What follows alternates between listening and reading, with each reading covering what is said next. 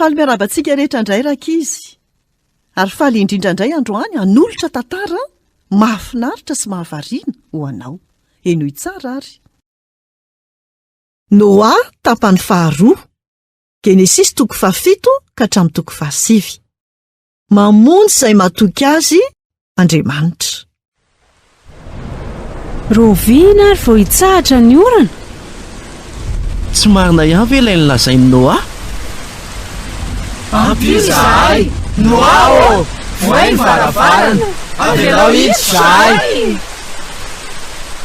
Efa tara loatra. Andriamanitra mihitsy no nanidy ny varavarana. Tsy ny ainy ny olona, ary indro fa tsy maintsy miaritra ny vokatra izany izy ireo ankehitriny. Izany foana ny hafanran'ireo izay manohatra an'Andriamanitra. Niakatra ny rano, ary niakatra avo dia avo. Izany rehetra izany dia tanteraka araka ny lazain'Andriamanitra. 7 andro sy 7 alina ny orana ary orana. Tao anatin'ny fahakiviana ny olona no nianika teny an-tampotrano sy ny tendrombohitra. Na dia ny toerana avo indrindra azy dia lasa 10 metatra ambanin'ny rano. Maty tao anaty safodrano avokoa izay rehetra mananaina. I Noa sy ireo niaraka taminy tao anaty sambo fiara ihany no voavonjy. Tena naharitra herintaona mihitsy vao niaina ny rano. Manontany tena ao raha toa ka efa maina ny tany, andefa goaika. Toy izany koa ny ataon'ny Noa tamin'ny voromailala.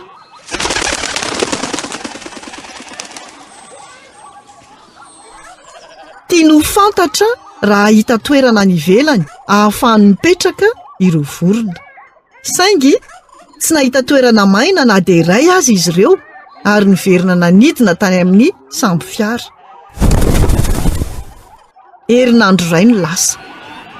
Andefa voromailala iray indray anidina, avelako anidina.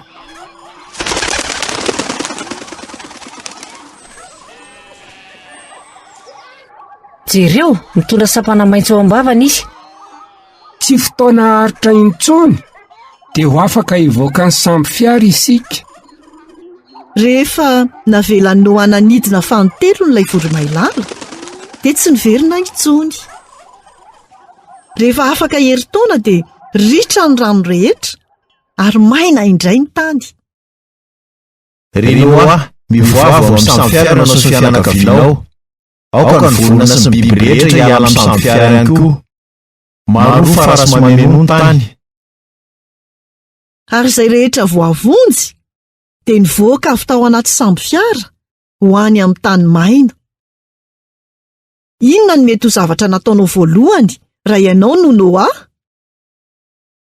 Nanorina alitara ho an'Andriamanitra i Noa ary nanao sorona. Izany ny fomba nisaorany an'Andriamanitra no ny famonjeny. Izy io dia tandindona nisy dikany lehibe tamin'ny andron'i Noa. Midika izany fa nanolotra ny ainy ho an'Andriamanitra izy. Ary sitraka Andriamanitra izany. Tsy andravany tany amin'ny safotra intsony fa raha mbola maharitra koa ny tany, dia isy fahavaratra sy ririnina, andro sy alina, ka nanao fanekena aminareo ho famantarana izany fanekena izany ny havana. Nipoitra teny amin'ny lanitra ny havana voalohany. Kanto tokoa ny lokony. Ary na dia amin'izao andro izao aza, dia mampatsiahy antsika izany fa mahatoky Andriamanitra. Mitana ny teniny izy, afaka mahatoky azy 100 isan-jato ianao. Tsarovy izy amin'ny manaraka rehefa mahita havana ianao. Izay indray no anjara hafatra ho antsika tamin'ity anio ity. Tahiny tompo daholo, nanolotra ny tantara zokomy.